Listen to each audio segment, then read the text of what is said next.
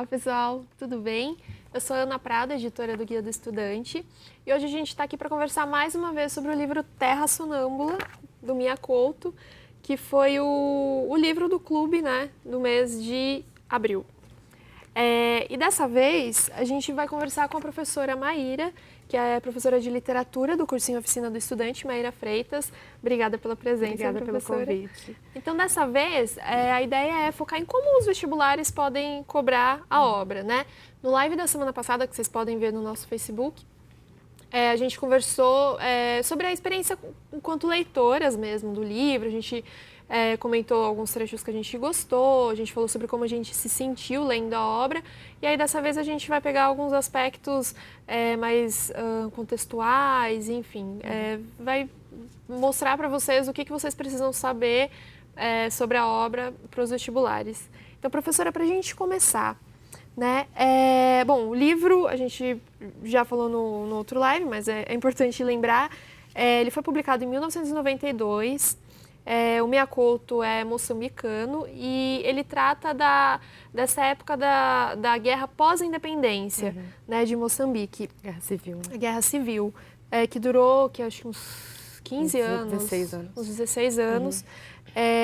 Mas ela também traz bastante informação sobre a independência do país, né?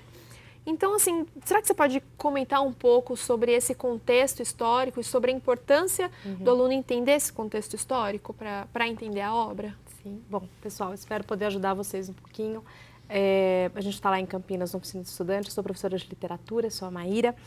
E, bom, acho que a primeira coisa que a gente precisa pensar quando a gente vai analisar qualquer obra é que o momento de produção do texto é profundamente relevante para a leitura que a gente precisa fazer dele. Porque se eu ler, por exemplo, Gil Vicente como uma pessoa do século XXI, sem ter um recorte de que aquele texto é um texto medieval, portanto, ser antissemita na Idade Média estava ok, a gente acaba correndo o risco de cometer umas leituras muito anacrônicas, né? Então, essa questão do contexto histórico, ele é realmente bastante pertinente. Sim. Aqui no caso desse livro, que é um livro mais contemporâneo, a gente precisa ter uma atenção ainda maior. Uma coisa que, assim, eu já quero encaminhar aqui, porque a proposta é um pouco essa, que a gente pense a forma como os vestibulares podem acessar esses textos. É que hoje a gente tem uma tendência muito forte em trabalhar os textos literários de forma interdisciplinar. Então, esse é um livro que ele abre margem para discussões filosóficas, para discussões sociológicas, para discussões históricas. E é muito importante que a gente lembre que, por mais que a instituição escola, por vezes, se coloque, né, cada conhecimento em sua caixinha, o conhecimento não é fracionado. Então, a gente precisa puxar esses recursos de outras disciplinas para a leitura desse texto. Esse texto, ele é um texto produzido em 92, é a primeira obra em prosa do Mia Couto, mas o Mia Couto é poeta, é cronista, é contista, então é um sujeito realmente que já estava no percurso literário há algum tempo. E esse primeiro livro, ele é publicado em 92, que é justamente o ano do Acordo Geral de Paz em Moçambique. Então, a gente precisa ter essa perspectiva histórica para fazer uma leitura adequada desse texto, né? É importante lembrar que lá no final do século XV, os portugueses já estavam chegando na África, em Moçambique, e que a colonização portuguesa vai ser muito, muito intensa, as trocas culturais muito intensas, mas que também a opressão muito forte, né? E a gente passa até um período longo também, né, 10 anos de guerra de independência, foi uma guerra muito violenta e muito recente, né, as independências africanas são muito recentes. E depois da independência a gente vai ter uma verdadeira, enfim, uma guerra civil que vai eclodir justamente pela luta por poder, né? Ok, saíram os portugueses, quem é que assume? E aí a gente tem ali, no contexto de Guerra Fria, a gente tem uma parcela uma parcela do governo, ou melhor, partidária, se colocando ao lado da União Soviética, financiada pela União Soviética, outro restante financiado pela África do Sul.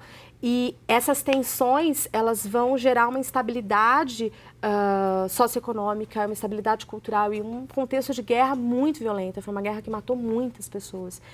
E o Mia Couto, a gente não pode perder de vista que ele é filho de portugueses, né? Então, ele vai ser uma ponte muito, muito interessante entre esse pensamento europeu e o pensamento africano. E ele é um sujeito que está muito interessado, acho que justamente por ter essa identidade um pouco fracionada, né? está muito interessado em pensar a identidade moçambicana. Então, olhar para esse texto sem ter consciência de que é um texto que abre para questões interdisciplinares. Então, eu preciso resgatar conhecimento da história, principalmente, mas também da geografia. E sem lembrar, por exemplo, que a gente tem uma questão histórica que aparece, sim, o mundo histórico está ali, mas não é só isso. Né? A arte, ela entra aqui, e eu acho que isso que é muito rico na obra do Miyakoto, que a arte entra realmente como uma potência para ressignificar essas experiências e para tirar isso do imediato e levar para o plano da reflexão. Então, a gente acessa muito da história, sem dúvida alguma, a gente acessa muito da história moçambicana, do pensamento pós-colonial, dessa necessidade de encontrar a sua identidade. Mas a gente também encontra muito da ficção, e aqui de uma ficção muitíssimo rica e de uma veia de poeta mesmo. Sim. Né? Até a gente tinha comentado isso no outro live, que é sobre um tema pesado, né? Assim, quando eu peguei o livro no começo, aí né, aquele cenário, assim, são imagens muito fortes, são imagens fortes. E aí eu falei, putz, vai ser um livro que vai me deixar mal, eu vou ficar deprimida. Mas ele traz essas histórias de uma forma tão bonita, né? Ele usa de tanta poética mesmo, que apesar de ser um tema pesado, não é uma coisa que te deixa mal, te faz pensar muito, né? Mas é realmente uma obra de arte, então...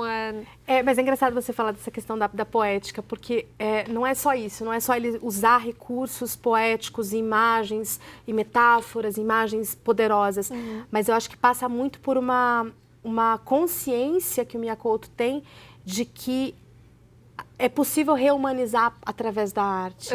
Então, a forma como ele encontra para dialogar com o contexto histórico, o momento, enfim, o mundo que estava no entorno dele, é relendo através da arte. Né? E aí, sim, você não sai destruído, você sai com esperança. Sim. Né? É uma literatura da esperança, da mudança, da transformação. É incrível. Eu fiquei até arrepiada. É lindo. Bom, e ainda falando sobre Moçambique, né? É um país que tem uma junção de muitas tribos e é um país onde são faladas línguas diferentes, né? Como que essa característica da linguagem está presente no livro? Tá, essa é uma coisa que eu acho que angustia muito os alunos, né? Porque, de repente, a gente pega, por exemplo, essa edição da Companhia das Letras, ela tem um vocabulário aqui no final, que dá um auxílio, mas muitas vezes não passa só por isso, né? Só pela questão vocabular. Pensando exatamente o que você disse, assim, o que você propõe. A gente tem, obviamente, uma questão aqui de dialetos africanos, né? É importante... Vou mostrar aqui só o livro, para o pessoal ver a edição que a gente está usando. A gente está realmente trabalhando com um texto africano e é muito importante lembrar que a África é um continente imenso, com muitas culturas e com muitos dialetos e com muitos traços extremamente particulares. Às vezes a gente toma a África como um bolo só e essa é uma leitura que a gente precisa fracionar. Agora, para um leitor brasileiro, para um estudante de ensino médio, como é que a gente pode esperar que um estudante de ensino médio olhe e fale assim, tá bom, isso aqui vem de um dialeto X, de um povo banto, não sei das quantas. Não vai ser esperado esse tipo de refinamento. Ninguém aqui está se propondo a ser um especialista em literatura africana. Claro que fica aí o convite para quem for para a área de letras. Acho que é um campo de pesquisa muito rico e que hoje as universidades estão propondo essas leituras. Até isso aqui, o fato da gente estar discutindo isso nesse momento, Miyakoto está sendo cobrado como leitura obrigatória de vestibulares importantes do país. E por quê? Acho que é importante a gente ter em mente que provavelmente você não estudou literatura africana na escola. Na escola, não. Eu também não. Tá, então não estudamos. Por quê? Porque a escola, a instituição escola, ela está sempre... ela tem um déficit, né, com a academia. A academia está na vanguarda do pensamento e hoje os estudos de literatura africana nas academias realmente são muito fortes. Então, a Unicamp, quando ela propõe o Terra Sonâmbula do Miyakoto, a USP, quando ela propõe Mayombe do Pipetela, é justamente nessa tentativa de mostrar para a escola que essas literaturas em língua portuguesa e africana são importantes e que a gente precisa incorporar isso nos nossos estudos. Mas voltando na questão dos dialetos, a gente percebe que há uma distância, que são palavras e expressões que fogem do nosso vocabulário. Por isso que é importante que a gente compre realmente uma edição legal, que tenha esse apoio, para não ter que ficar nessa pesquisa o tempo todo, que é cansativo, né? Parar o texto e pesquisar. Mas eu acho que o que há de mais interessante aqui é a gente lembrar. Miyakoto é filho de portugueses. A gente está tratando uma língua portuguesa. Então, eu tenho aqui determinadas apropriações, que vem, sim, de inúmeros dialetos. A gente tem uma série de provérbios populares que o Miyakoto brinca com eles, desconstrói, Sim. né? Com quantos paus se desfaz uma canoa. Aquele de em terra de cego, quem tem um olho fica sem ele, né? Exatamente, exatamente. Essa brincadeira com a cultura popular. Então, eu acho que do ponto de vista vocabular, a gente precisa ter em mente que ele é um sujeito que entende que a palavra é a ferramenta do artista escritor, e ele vai brincar com isso, né? Então a gente tem essa questão dos provérbios, essa questão dos dialetos, do português, que é mais lusitano, que também é diferente, as construções sintáticas são diferentes, mas também a gente tem uma questão muito importante, que são os neologismos, né? Sim. Esse prefixo neo, novo, logismo, palavra, então novas palavras. Esse é um autor que vai construir muitas palavras novas e vai, claro, sempre construindo a partir de palavras que a gente consegue reconhecer, né? Porque senão a coisa fica completamente dispersa, a gente não cria significação. Mas muitas vezes até ressignificando palavras de uso convencional, mas colocando mudando uma função sintática. Então, é realmente o artista entendendo que ele tem uma ferramenta muito poderosa, que é a palavra, né? Sim, muito legal. Eu estou tentando aqui conectar para pegar as perguntas dos leitores, só que eu não estou conseguindo. Mas aí qualquer coisa a produção me manda e a gente vai conversando. Mas eu vou continuar tentando aqui. E a respeito da história, né? Tudo que acontece com os personagens está muito conectado à vida no país naquela época.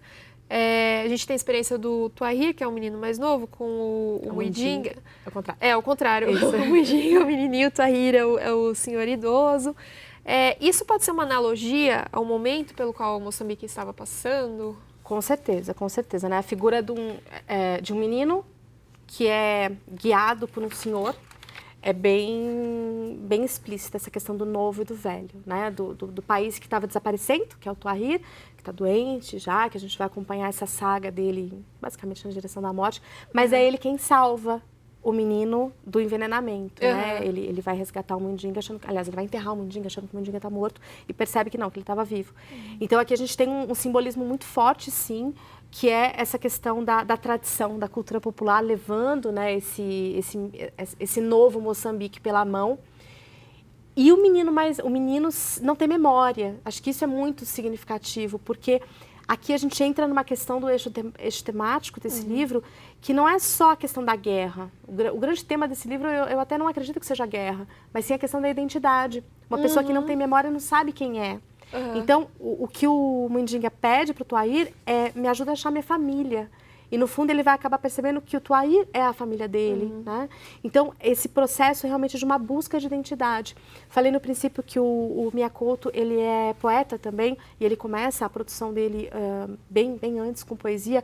Eu trouxe um poeminha, é bem curto, eu queria ler para vocês, porque é um poema que se chama Identidade. E eu acho que dialoga muito e faz a gente entender muito esse universo do Miyakoto. Nesse poema chamado Identidade, ele diz o seguinte: preciso ser um outro para ser eu mesmo. Sou grão de rocha, sou o vento que a desgasta. Sou pólen sem inseto. Sou areia sustentando o sexo das árvores. Existo onde me desconheço, aguardando pelo meu passado, ansiando a esperança do futuro. No mundo que combato, morro. No mundo por que luto, nasço. Essa proposta dele, né, de lutar por um mundo novo, eu acho que está muito presente na figura do Mundinga. É um menino que está lutando contra o esquecimento, lutando contra a inexistência a partir do momento que ele busca a sua identidade. Então, sim, é um traço simbólico muito forte, né? Uma leitura super pertinente mesmo. Nossa, muito legal. A produção mandou aqui uma pergunta. O leitor perguntou se é um livro de história ou se é um livro de literatura. Porque a gente está falando um monte aqui sobre o contexto, mas é importante deixar claro que é literatura. É literatura, exatamente. Como eu disse, a gente tem sim formas de encontrar o contexto histórico. O contexto histórico está aparente aqui, mas esse é um texto literário. É o autor olhando para a sua realidade, filtrando pelo seu imaginário, pelos seus recursos estilísticos e produzindo. Inclusive, essa questão da produção do Miyakoto, ele está dentro de um viés de produção que é do realismo fantástico, ou realismo mágico. Então, tem muito de realidade, de história, de contexto histórico, de de uma forma de ver o mundo ali, sim, mas tem muito de mágico. E esse livro acontecem coisas absurdas, né? O Siqueleto, ele desaparece enfiando os dedos nos ouvidos e ele definha até virar uma semente. Isso nunca aconteceria no mundo histórico, né? É um livro de literatura. Sim. Até falando sobre isso, assim, a gente tem realmente, como você falou, muitas reflexões sobre a guerra, sobre o futuro do país, sobre os habitantes do país. E esses acontecimentos, eles são marcados por poesia, são marcados por metáforas. Então, de que forma que a gente pode interpretar a estrada pela qual o Tuahir e o Muidinga caminham? Porque é uma estrada que tem vida, né, aparentemente. Sim, ela a estrada é quase caminha, um personagem. Né? Então, como que a gente pode interpretar isso? O que é essa estrada? Olha, em tempos muito técnicos, a gente tem o costume de achar que a estrada é uma rodovia que liga Campinas a São Paulo. Essa não é essa estrada.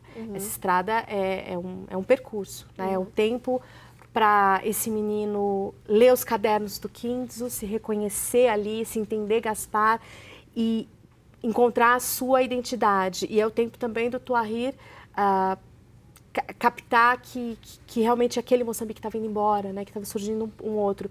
Então aqui a gente tem uma estrada que é completamente metafórica e que de fato essa estrada ela é personificada, ela própria caminha, né, inclusive o Kinzo chega no final da narrativa até o machimbombo, o ônibus, porque a estrada leva ele, né, então essa estrada ela é quase que o destino. Né? Entendi. Tempo.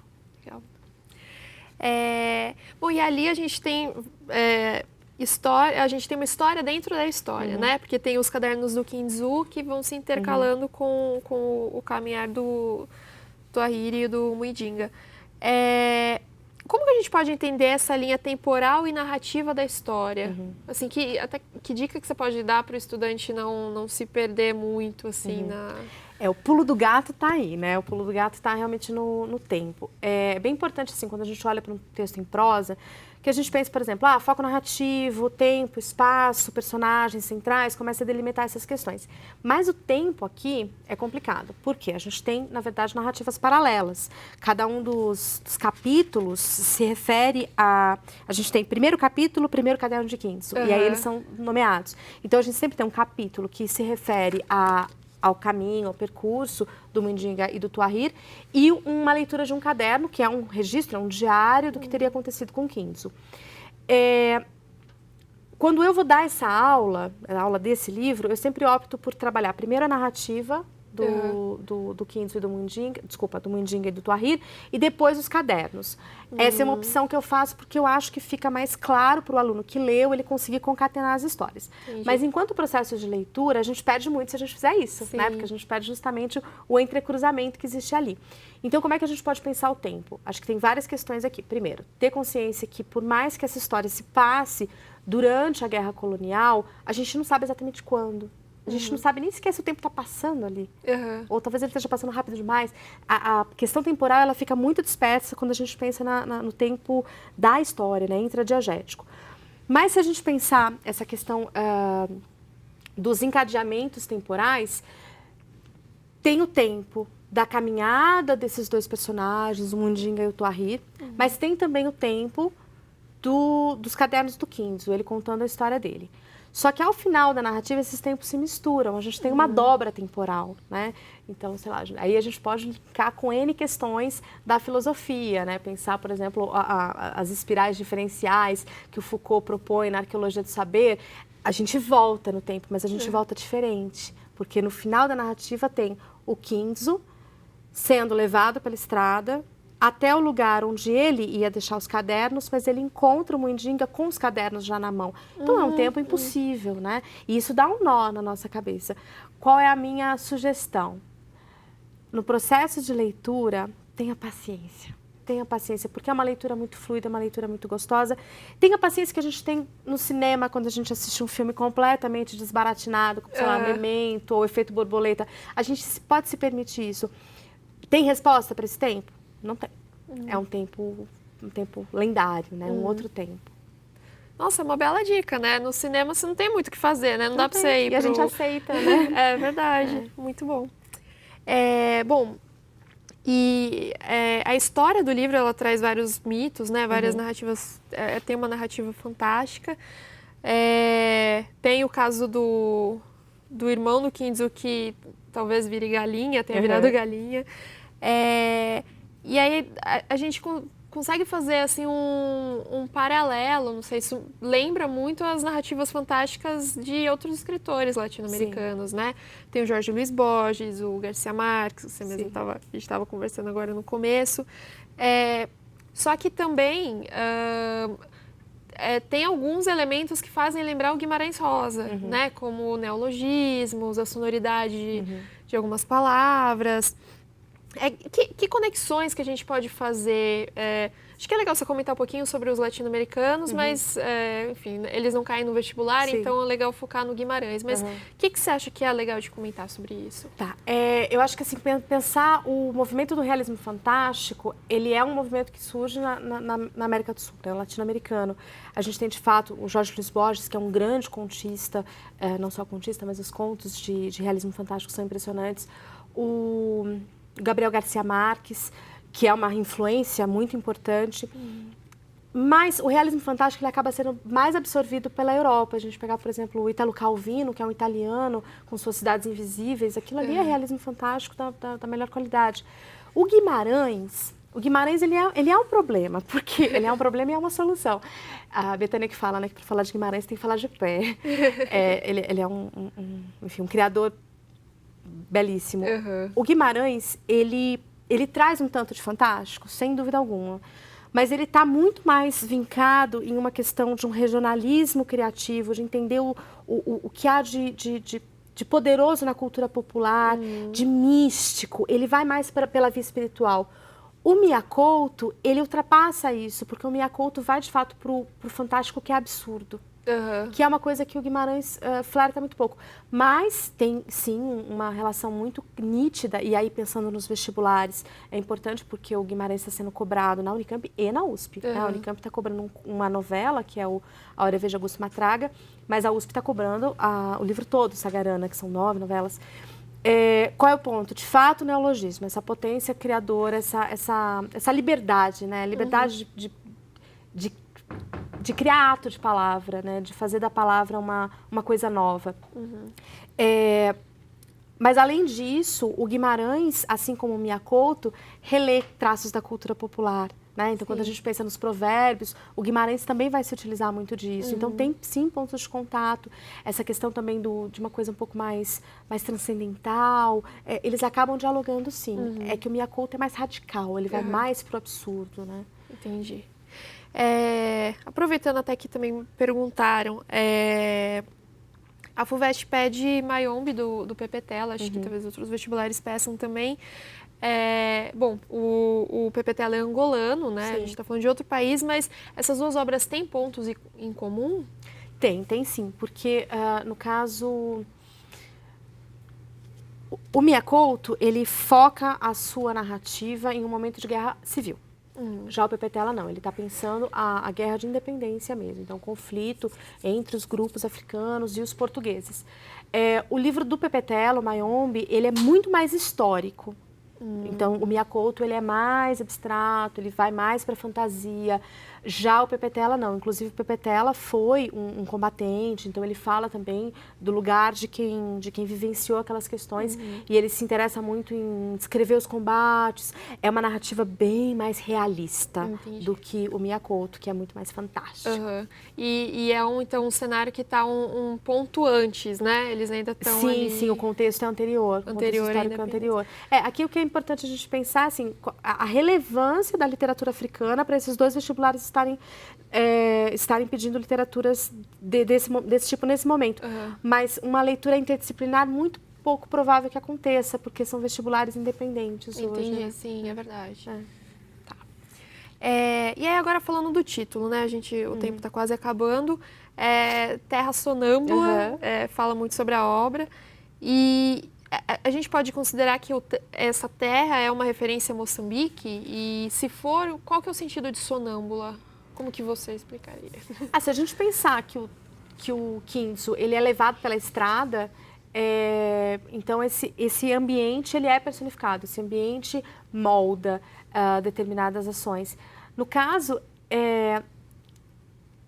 acho que o narrador em terceira pessoa da primeira parte, né, do Mindinho e do Tuahir, ele diz uma coisa que eu acho que é muito importante. Ele diz que naquela terra a gente tinha perdido a competência de sonhar, né, que a gente estava cego.